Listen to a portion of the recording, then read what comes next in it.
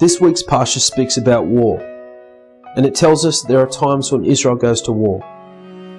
It's an unfortunate situation, but in the world we live in today, at times it is necessary. But Israel do believe that there will be a messianic period when wars will cease to exist. So how do we reach the messianic time and period? Well, there'll no longer be any war, and we'll live in a war-free world. Well, the Torah alludes to this when it mentions war. Because when the Torah mentions war, it's not only talking about a physical war, it's also talking about a deeper war, the war that lies within you and every single one of us and is with us every single day. It's that war between our good inclination versus our evil inclination. The war between those things that we want to do against those things that we know we should do. And this war is a much deeper, much harder, and much more painful war, because it's a war with yourself.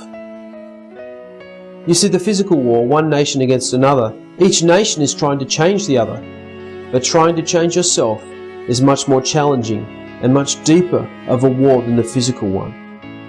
And here the Torah tells us that if every human being would focus on their internal war and change ourselves, then we would never need to come to war of nation against nation. So we're approaching a new year.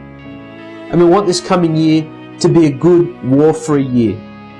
If you really want this year to be a war-free year, fight the war within yourself.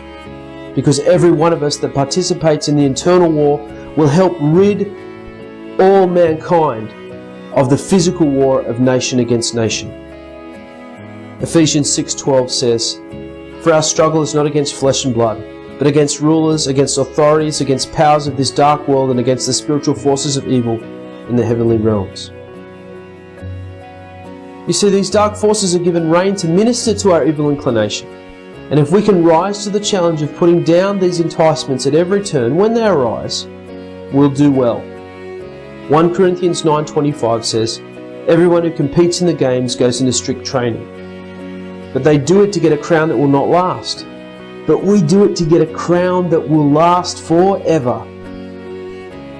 You see, we say we want Mashiach, and we want Israel to be a praise throughout the earth. But how many of us know that for this really to be achieved, we must be mindful of our conduct and press ever onward towards our goals? Internally, Philippians 3:14 says, "I press toward the goal to win the prize for which Elohim has called me heavenward in Yeshua HaMashiach." And we press onto the goal by putting off our old ways and embracing the new life we have promised to us in Mashiach. Colossians 3:9 and 10 says, "Do not lie to each other, since you have taken off your old man with his deeds and put on the new man, which is being renewed in knowledge in the image of its creator." And Philippians 4:8 says, "Finally, brothers, whatever is true, whatever is noble, whatever is right, whatever is pure, whatever is lovely, whatever is admirable, if anything is excellent or praiseworthy, think about such things."